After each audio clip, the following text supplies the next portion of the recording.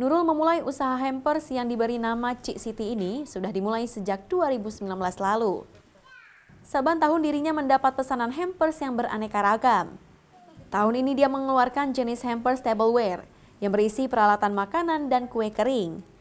Selain harganya yang terjangkau, hampers ini menjadi primadona saat Lebaran sebab isi hampers juga digunakan untuk kebutuhan rumah tangga. Nurul memilih konsep hampers tradisional. Wadahnya terbuat dari eceng gondok, bambu, dan rotan yang diolah dengan bentuk unik dan estetik. Tujuannya untuk mendukung para pengrajin lokal serta lebih ramah lingkungan.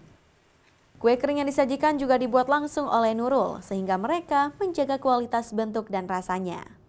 Pesanan hampers tahun ini mencapai 150 paket lebaran, baik dipesan perseorangan maupun perusahaan, untuk dijadikan hampers lebaran. Harga hampers dimulai dari Rp180.000 hingga Rp1.000.000 per paket, tergantung isian hampers yang dipesan.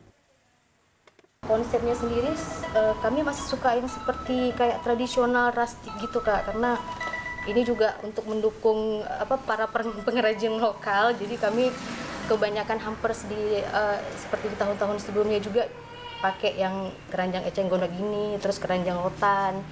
Yang baru-baru ini ada yang model sangkar burung dari bambu. Jadi semua bahannya itu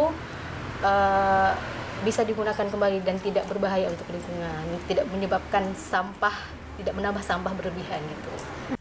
Jika di hari biasa, Nurul juga menyediakan hampers makanan tradisional Aceh untuk kebutuhan ulang tahun, akikah, dan acara perkantoran.